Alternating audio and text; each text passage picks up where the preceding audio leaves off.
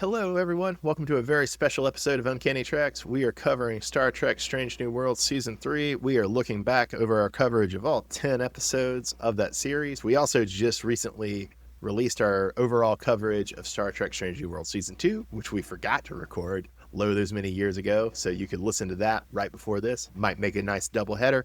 I'm Bob in Cascadia. That is Matt in the Southland. Matt, how you doing this evening? Doing pretty well, Bob, man.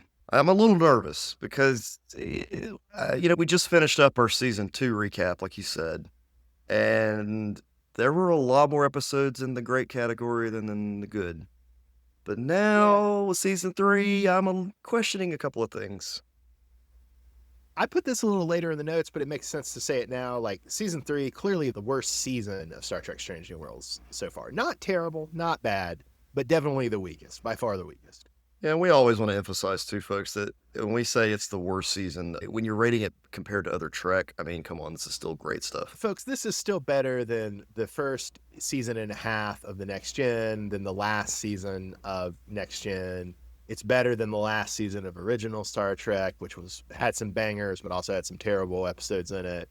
It's better than any season of Discovery, any season of Enterprise, probably. It's probably better than several seasons of Voyager. It's not a bad season, but No, it's weak.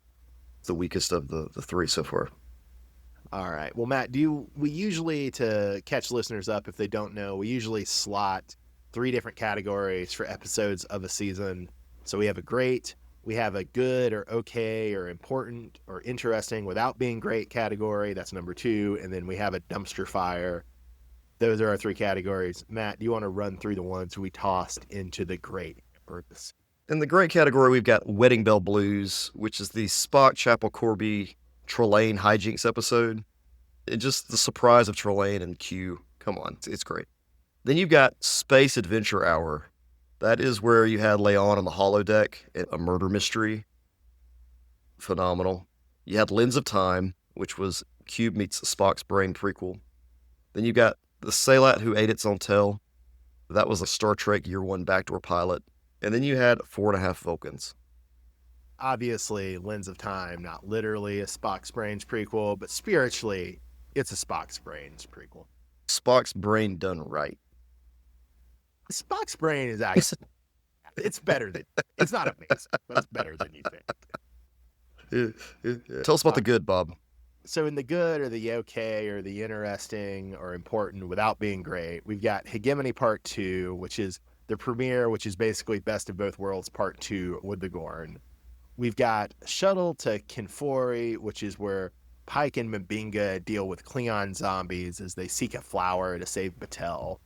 We've got What is Starfleet, the documentary episode shot by Ortegas' brother. We've got Terrarium, the Arena prequel and survival episode for Ortegas. And then we've got the season 3 finale, New Life and New Civilizations.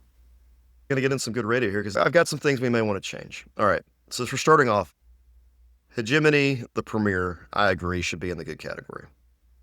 Shuttle to Kinfori. What do we not like about that episode? I feel like Klingons are played out.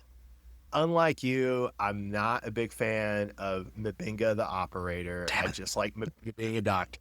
Apart from those 2 things, I felt like my attention really wandered. I felt like I had a hard time investing in it. Well, it's not all by any means, but like I said, for you, if it's in the great, that's fine. For me, it's in the okay. Yeah, we'll leave it in the good, Bob, but I'm not adamant that it'd be in the great. I just want to point out that it's one of the better of the good episodes. Fair enough. Now, here, Bob, what is Starfleet, the documentary episode? How far away are you from considering putting this in the dumpster fire? I'm in a weird position, Matt, because I never want to watch What is Starfleet again, but I don't think that's because it's awful. I just think that's because I don't love what it's doing. Okay. I didn't like it. I thought it was done poorly. When the comparisons we made to the Babylon 5 documentary episode or the documentary stuff we see, just the whole documentary genre of The Office, Parks and Rec, like the documentary type, the fictitious documentary, I guess is the word I'm looking for. I've just seen it done better in so many other genres and in so many other places. including real documentaries that cover similar ideas and things. I've seen it done worse. Where have you seen it done worse? You may already know this, but have you ever read? It's not the original Guardians of the Galaxy comic, but it's the original Guardians of the Galaxy comic for the Ye- Dan Abnett and Andy Lanning are the writers, and I like Abnett and Lanning. They often write very good comics, and it's a great lineup. It's a lineup that's so good that they made a blockbuster trilogy out of it. And so there's a lot in those comics to enjoy, but that original Guardians of the Galaxy run by Abnett and Lanning that sets the groundwork for the movies, it's really bad for two reasons. One is it's totally dominated by cosmic crossovers, and so it's very hard to enjoy on its own. In fact, I would say it's almost impossible to enjoy on its own. The thing they did have control over, and they did, was The Office and Parks and Rec were super popular.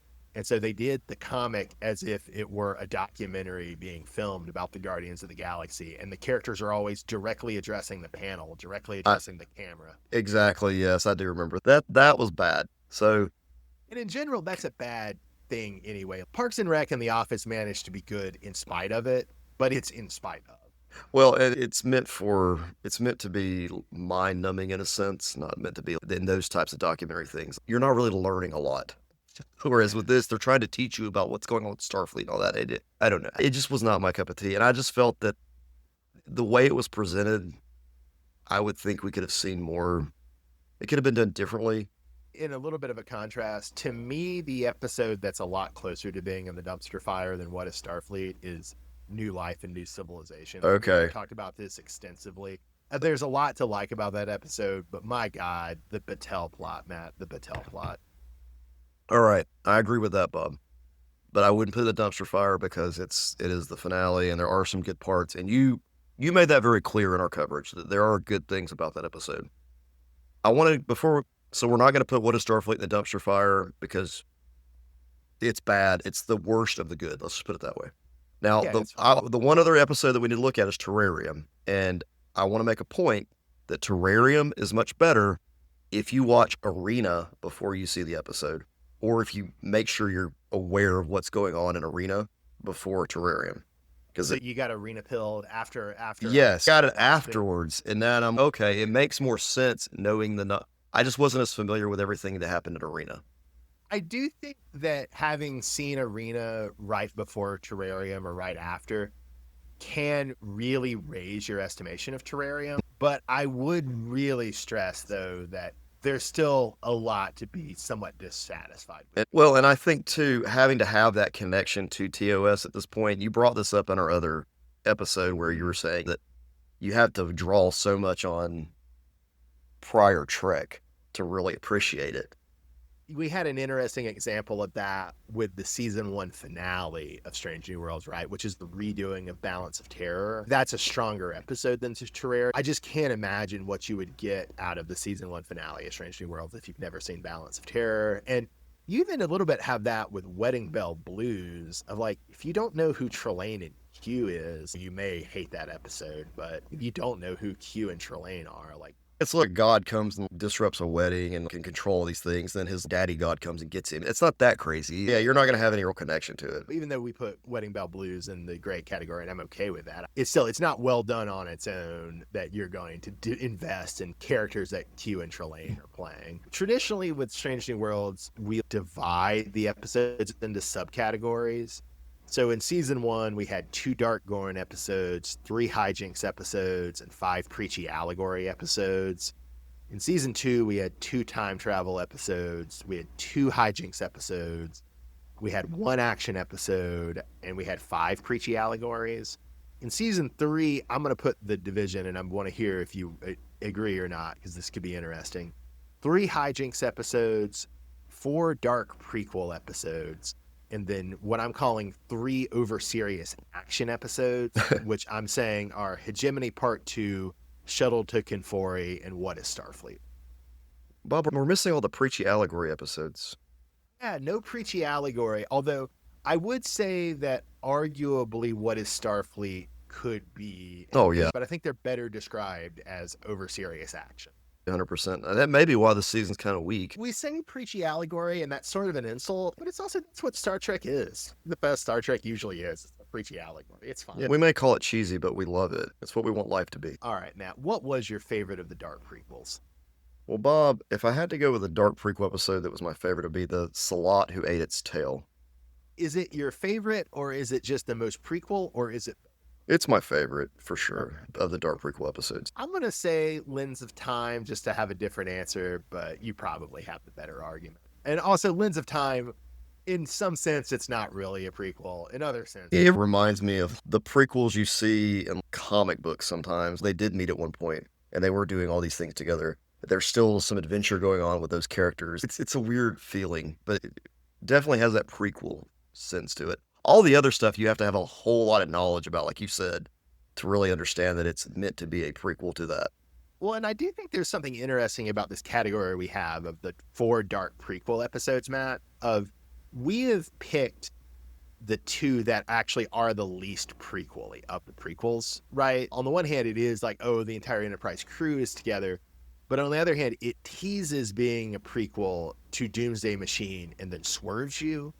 And likewise, Lens of Time is meant to feel it's a prequel for Spock's brain, or it's meant to feel very similar to an original series episode, but it is something new. But there is something about doing a prequel without doing a prequel, which is a little bit of a problem with Wedding Bell Blues and a little bit of a problem with Terrarium. But this is a very fascinating topic to me because I feel like we could come up with separate categories for prequels that fit certain genres of what we're talking about. I wonder if like TV tropes has like prequels subdivided by type. So I need to know this because there's a difference in my brain between like a Star Wars prequel and a Dexter prequel and a Star Trek. But there's so many. A Batman prequel. We agree that Space Adventure Hour is the best hijinks episode. Oh, hell yes. What was your favorite over serious action episode? Probably Shuttle to Confority just because of everything involving Mabinga. I'm going to go with Hegemony Part 2. Yeah. Not an amazing episode. Matt, what was your least favorite of the Dark prequels? The New Life and New Civilizations. But like I said before, Terrarium rectifies itself once you go back and rewatch Arena or have that knowledge. I was down on it at first, but then once we covered it, and I was like, oh yeah, I probably need to watch that. I've seen it within the last 10 years. A couple of subtle details in Arena, what really helped make Terrarium more interesting and more compelling. All right, Matt, what was your least favorite hijinks episode? Okay, this is slightly controversial because it seems like everybody loved this episode. I saw a lot of hate on this, but I did see some people love it. Depends. And two, this is going to sound weird, but like people who aren't as like into Star Trek as we are, there's like levels of like Star Trek fandom. Do you agree with that? Yeah. People who watch Strange New Worlds but aren't analyzing it like this, and they loved 4.5 Vulcans. But the people who are hardcore into Trek, they didn't enjoy it. It had some funny spots, but I think it's the weakest of the 3. I think the situational comedy that we saw in Wedding Bells was so much more entertaining to me than what we saw in 4.5 Vulcans with their personality differences and stuff, and just there's a lot of virtues to both 4.5 Vulcans and Wedding Bell Blues, and there's also some serious liabilities in both. What wound up deciding it for me was maybe slightly more liabilities in 4.5 Vulcans than in Wedding Bell Blues. And then also it turns out that 4.5 Vulcans does set up what I called in our review of the finale, like this genetic determinism that the finale really runs with. And that's bad, folks. It's bad, especially when it's compounded with this quasi-mystical sense of destiny. That's basically fascism. So I don't love what 4.5 Vulcans sets up, even though I think it's a charming enough episode. And some of the gags I find really funny. And then even the gags that don't resonate with me, I don't hate them as much as some people on the internet. We agree that What is Starfleet is our least favorite over serious action episode. I will never rewatch that episode, Bob. Ever. It was so bad. I don't think it was that bad. Boring and not fun to watch. But it had a point, so that's the reason it's not in the dumpster fire. It served its point. It did what it was supposed to do. Matt, what was your favorite overall episode? Space Adventure Hour. Oh, for sure. All-time great Star Trek episode. Never has the franchise been so meta about itself in such a funny and incisive way. Really good stuff. Yeah. All right, Matt, what was your least favorite overall episode? What is Starfleet, Bob? What surprised you this season? Surprised they included the holodeck before the original series the way they did. Yeah. I'm surprised the finale was so weak. And I am surprised by the retread on so much TOS material, though this isn't always a bad thing, it's just you really have to have some knowledge of TOS to get through this material in season 3. Yeah, there's a lot of episodes where it's fine. You never Yeah. need to have seen the original series, but then there are some episodes where it's just, what would you even get out of this or enjoy if you hadn't seen the original series episode? My captain's ranking would be Cisco, Janeway, Pike, Kirk, Picard, Sheridan from B5, Freeman, Archer, Burnham, JR, who's the kid from Scouts, and then the. Do you remember how bad the kid from Prodigy was? I do. Yeah, JR is real bad, but he ain't Prodigy. For you listeners who aren't sure what Scouts is, it's this like preschool program that recently dropped on YouTube. There's 2 episodes up now.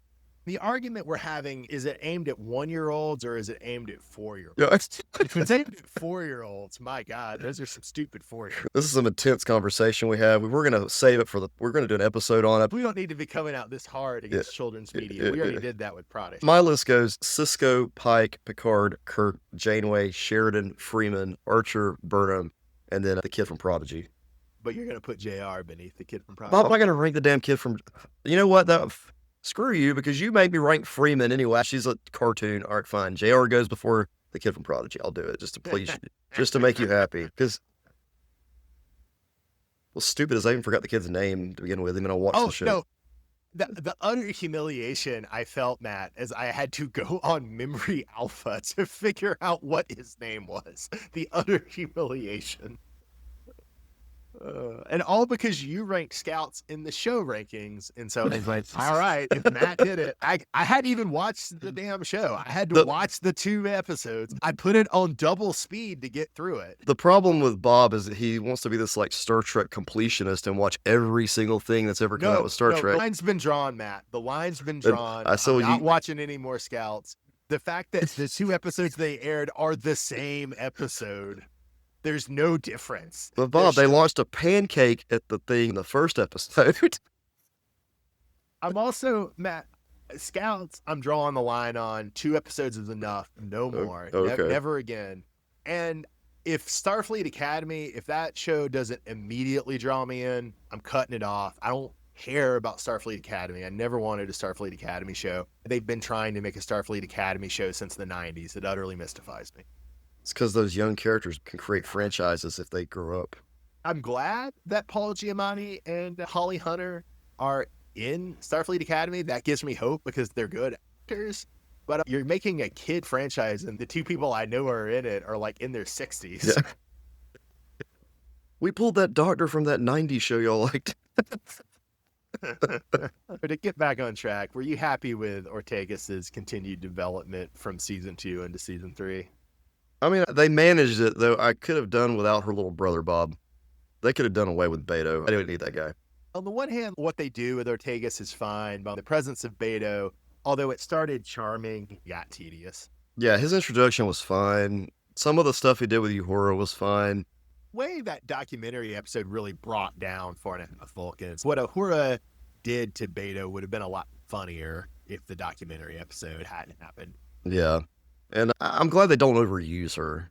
That was a concern we were having. It was, are they using her enough in season 1? And now we're like, okay, yeah, they're using her about right. About this level and no more. They're really good at that with this, making sure they don't shove characters constantly in your face. But there are some I'd rather them have shove in our face more often, but we'll get to that in a minute. So we like to categorize the characters. So we have the pre-existing Trek characters. That would be number 1, Spock, Uhura, Mbinga, Chapel, April, the Kirks, Scotty, Corby, and Trelane. Of those pre-existing characters, who is your favorite? I'm always going to go with Mbinga here. Mbinga, I'm really high on him now. Uhura and Spock. I'm going with those 3. I was originally going to pick Scotty. So inspired by you, I'll go with Uhura for this. Having a strong African-American female is awesome. Because I feel like the JJ series just turned Uhura into Spock's girlfriend, and that made me angry. On the one hand, I would never dismiss what the original series accomplished with Uhura. It was a big deal at the time. It was important. It mattered. But Uhura and Sulu and Chekhov are very throwaway characters in the original series. Unfortunately, they have Each of them have a couple of standout moments, but in the average episode, they're very disposable. That's not the actor's fault. That's just the fault of the writers and the producers. But them getting a richer sense of character in the movies is very welcome. Having prequels where you can much more fully develop Uhura, and I assume at some point Sulu and Chekhov, is to the good. Oh, it's going to be awesome, yeah, because they've turned her character into something very interesting. She's so much more interesting than I would have ever imagined. And they did that same thing with another character, Bob, who unfortunately is my least favorite character of the season. Chapel, of the pre-existing Star Trek characters, Chapel had a bad season, man, which I adored Chapel in season 1 and 2, man. So this has been a rough falling off for me. It's not that she's in the relationship to Corby, but it seems to be like the relationship to Corby is all that's left of the character. That's not who she is. There's so much between season 2 and season 3, the writing for her fell off. Or they're just highlighting so many other good characters that maybe she just falls into the background more. That would be my biggest hope for season 4, is that they can get back to a better equilibrium with Chapel and maybe have her less defined by both her relationships to Corby and Spock. I think that's the issue, Bob, is that it's just her flings with those two has become her character when there's so much more to her than that. When her mad scientist energy was a really charming thing, which there have been spots of this season. Her slapping Spock when he had the Gorn mind meld with Batel was a cool moment. But again, that was still too much seen through her relationship with Spock rather than just her doing something cool. I mean, to give a moment I think you might remember fondly, Matt, was it in season 2 where Mbinga and Chapel both took like accelerated steroids? Oh yeah, fight. Yeah, it was awesome. That was a great scene. Yeah, so poor Chapel had a pretty bad season, but hopefully we'll see better in the upcoming one. All right, Matt. So of the original characters to this series, we've got Ortegas, La'an, Pelia, and Batel. Well, Bob, we're running into something similar here with season 2. Yeah, she just keeps getting stronger. Who was your least favorite of the originals? Honestly, I didn't have a problem with her character until the finale. She was very mid before the finale, but the finale was... if the finale hadn't happened or had happened in a different way, would Batel still have been your least favorite original just because of, like I said, she's mid, or would you have gone with somebody else? Who are some other originals that we could choose from in the season? I'm Pelia would be the main one, which continues to be the weird problem. I wouldn't say Pelia. I mean, if I had to say one, it'd be Pelia just because there wasn't enough of her again. I don't know if the problem is that it's not enough of her. If we go to a favorite character overall, I think you've already spoiled this, but go for it. Oh, it's definitely Dr. Mbinga. The dude just rocks this season. I liked all the episodes he was in. Action-packed, interesting. I love the accent. I think he's just a fun character in general. The actor's fantastic. He's a great actor. We loved him in Too Old to Die Young. Oh, yeah. Love him here. Loved him in Dune Part 1. He's great. I'll go with On again. And then, who's your least favorite overall character? Okay, Bob. This is going to be... I just did not care for Corby. I don't know. I think maybe because he brought Chapel down. He did bring Chapel down. I will say, the only thing I can say to defend Corby, that Irish accent's pretty sick, too. That's a nice, strong accent. I'm going to have to say Batel, but I definitely see what you're saying with Corby. All right, Bob. Who needs more development? So this is the thing. This is what I was talking about with Pelia. She needs something. Purpose. I don't know. You've got Scotty now. He's doing all the stuff for the engineering. What is her reason for being on the Enterprise? Her purpose was to mentor Scotty, which maybe wasn't ideal anyway. And then that has largely been dropped in the back half of the season. Then she's just a strange hippie chick, which I don't know. I don't hate. Pelia has some good lines, but something's not fully working. Carol Kane is great. It's not a Carol Kane. Right. It's not a problem with the actress. And her lines, her dialogue is usually pretty funny. And learning about her past, the way her quarters are set up differently than everyone else's. And some of those things are interesting, but it's not enough to really make her seem she's a part of the crew. Like you say, development might not be the right word, but Pelia needs something. Yeah. But yeah, I think I'll just go with Bob April, even though it was cool to see his son in the alternate future. So, Matt, we didn't see this season Captain Angel, Cybok, Chief Kyle, Harry Mudd, T'Pring, or Garkog. Would you like to mourn in particular that we didn't see any of those characters? I'm surprised we haven't seen Cybok yet. I really thought that was supposed to be a big deal this season. Maybe they're just pushing off to season 4. I've also wondered, maybe did they like fall out with the actor playing Captain Angel, and they've just decided to not do Captain Angel Oh, inside the ring. yeah. I haven't heard anything about that. I'm speculating because that was a big deal in the first season, and it's now been 2 seasons, and I've heard nothing. So that's just idle speculation. We didn't see another Captain Angel appearance, though, before the end of this. Any other wasted potential this season, Matt? Would you consider Nurse Gamble wasted potential earlier in the season prior to being transformed? I would ultimately say no because I was a little surly with how they were doing Nurse Gamble earlier because it was too much. This is something Discovery did all the time of too much telling me a character is great. Well, just show me they're great. Just show it to me. And the combination of Gamble getting the spotlight in that horror episode, which did give the character some pathos before his death, and then the reveal that his role was just to be a vessel for the villain, that pretty much, maybe things could have been done slightly better there, but I wound up very satisfied with Yeah. Gamble. And it was especially cool to see him back in the finale. They didn't have to do that. They could have brought the Vesda back some other way, but I liked how, for all the things I didn't like about the finale, I liked how they handled it. I can't think of anyone else on the And I'm crew. glad you turned us to Nurse Gamble. We had plenty of Jim Kirk. We had plenty of Spock. We had plenty of. Do you have any hopes or expectations or dreads for the last? We got a season and a half left. We're basically 2/3 of the way through the show. Now that we have Corby's data disk or whatever that has these uncharted worlds on it, I guess we may actually visit some strange new worlds, Bob. Enough for a 5-year mission. It's funny because people have regularly ragged on this show for why don't you visit some strange new worlds, which on the one hand, they do have a point, and that is pretty wittily expressed.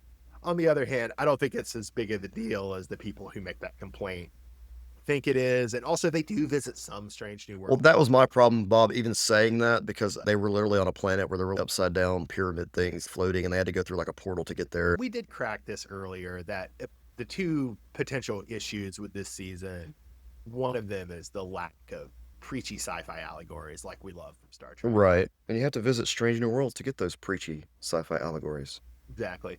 And then I really want the last season and a half of Strange New Worlds to be better, and I hope they can be better. But I just hope they don't. There's been a lot of negative reaction to this season, and I just hope they don't take the wrong lesson. A lot of people think the show is too goofy, and that's not the show's problem.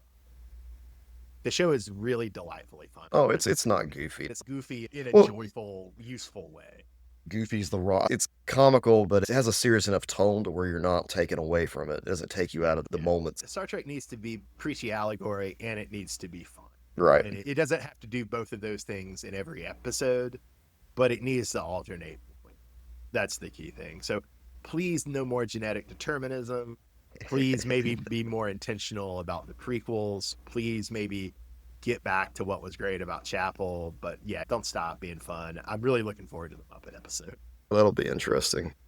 Matt, I'm going to give you my overall rankings. I still love this show, but this was a weak season, so I got to penalize Strange New Worlds a little bit. So my current Star Trek rankings are Deep Space Nine, number 1, the original series 2, Next Gen 3, Lower Decks 4, Strange New Worlds 5, Voyager 6, the animated series 7, Enterprise 8, Disco 9, Picard 10, and Prodigy 12. Okay, Bob. So your rankings are great, and people have heard my rankings before.